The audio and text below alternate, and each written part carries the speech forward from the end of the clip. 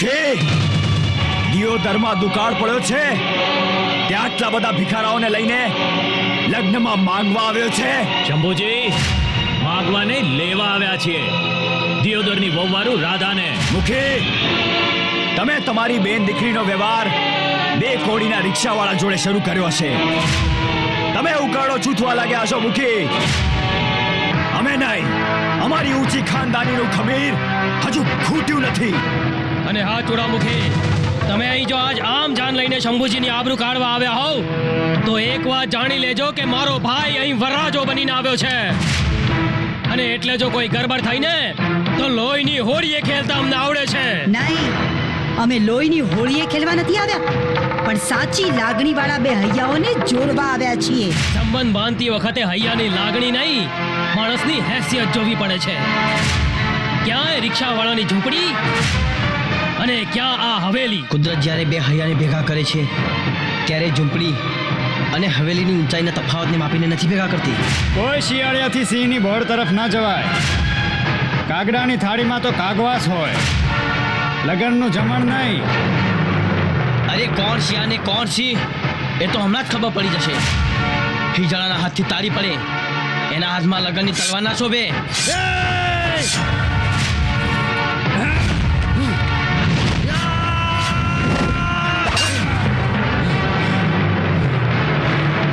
મેં તને કીધું તું ને, હિજડાના હાથથી તાળી પડે એના હાથમાં લગનની તલવાર ના શોભે. અને તલવાર ઉપાડવા માટે છત્રીની છાતી જોઈએ, છત્રીની. જોઈ શું રહ્યા છો? બતાડી દો દિયોદરનું પાણી, બતાડી દો.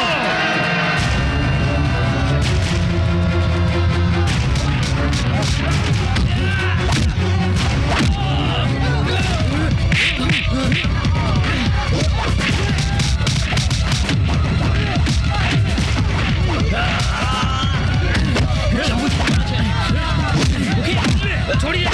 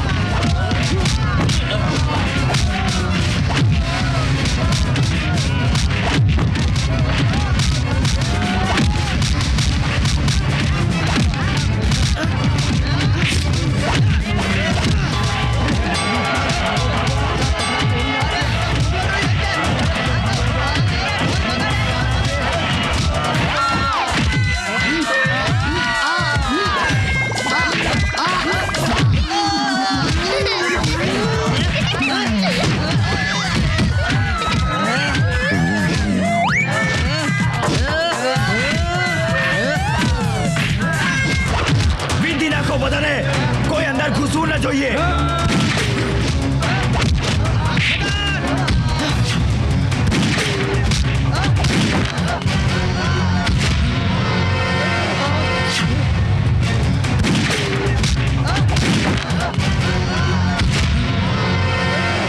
ભાઈ જયરામ,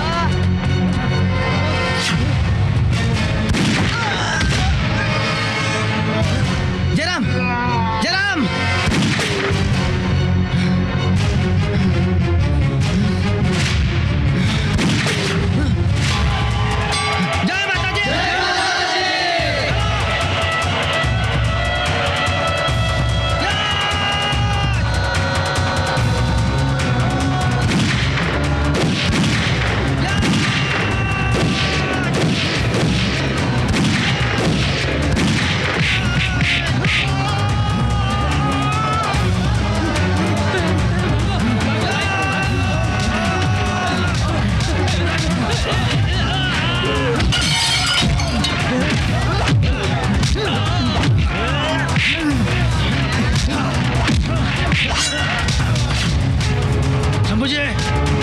હજી તમને એક વાત જવા દઉં છું, કેમ કે તમે મારા થનાર શાળા છો.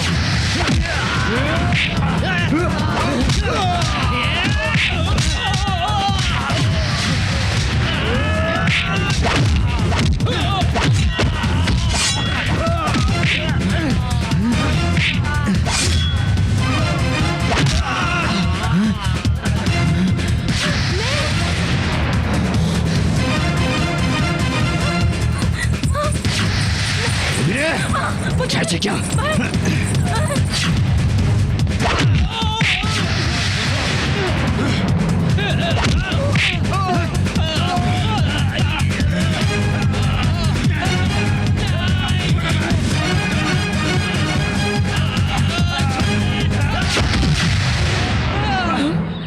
શંભુજી લ્યો આ તમારો મૃત્યુ. જે એની જાતને ના સાચવી શક્યો તો એ રાધાને કેવી રીતે સાચવશે? હરામખોર! શંભુ, આ બધું શું માંડ્યું છે? આ તો મારી દીકરીના લગ્ન છે કે તમાશો? તમે વચ્ચેથી હટી જાઓ બાપુજી.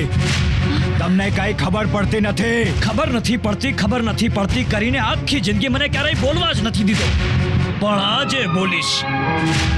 દીકરીના કન્યાદાનનો હક બાપને હોય છે, અને એનો બાપ હજુ જીવે છે. તો મારી વાત પણ સાંભળી લો. એક બાપ થઈને આ બધાની વચ્ચે તમારા દીકરાની ઇજ્જત નીચી પાડવા તૈયાર થયા હો તો મને પણ બાપ દીકરાનો સંબંધ ભૂલતા વાર નહીં લાગે. ભૂલી જા, મને એની પરવા નથી, પણ હું મારા જીવતા જીવ મારી દીકરીના એની મરજી વિના જબરદસ્તીથી લગ્ન નહીં થવા દઉં. અરે તારાથી થાય એ કરી લે. નહીં મોટા ભાઈ, આ શું કરી રહ્યા છો તમે? વર્ષો સુધી આ હાથને રાખડી બાંધી મજબૂત કર્યો, ત્યારે ખબર નહોતી કે એક દિવસ આ હાથ પોતાના બાપ ઉપર બંદૂક તાણશે. રાજકારણમાં રહીને તમે આટલા કઠણ કાળજાના બની ગયા કે તમને તમારી જીદ આગળ બેન બાપના સંબંધોની કોઈ કિંમત નથી દેખાતી. હા દીકરા, આજે તને તારા બાપ સામે બંદૂક તાકીને ઉભેલો જોયા પછી મને મારી ભૂલ સમજાય છે કે આજ સુધી વગર વિચારે મેં તારી હામાં હા કરી, તને સાથ આપ્યો. એના કરતા જો થોડા ઘણા સારા સંસ્કાર આપ્યા હોત ને તો આજે તારા હાથમાં બંદૂક નહીં પણ બહેનના લગ્નની વેદીમાં હોમવાની જવતલની થાળી હોત. મોટા ભાઈ, આજે મારી વિદાય તો નક્કી છે, પછી એ ટોલીમાં થાય કે અર્થીમાં. પણ યાદ રાખજો મોટા ભાઈ, આજે જ્યારે તમારી આ બેનની વિદાય થાય ત્યારે આંખમાં આંસુ ન લાવતા, કારણ કે તમારી આંખમાં આંસુ નહીં પણ ગુસ્સો જ સારો લાગે છે.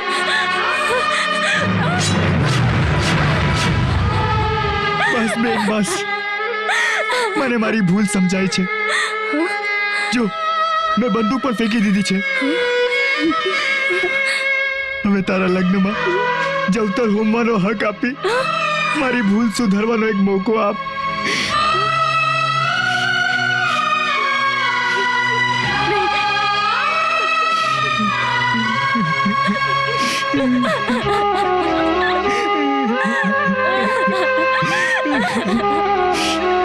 મોટા ભાઈ,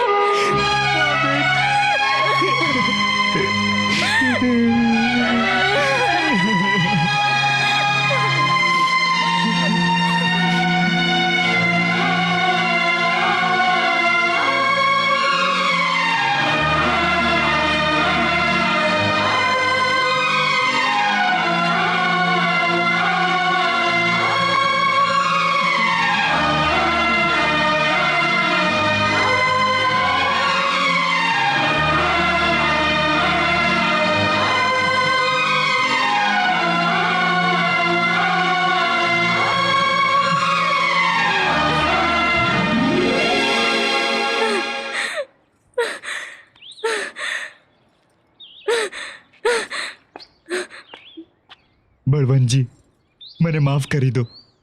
બસ બસ, તમારે માફી માંગવાની કોઈ જરૂર નથી. મને કાંઈ ખોટું નથી લાગ્યું.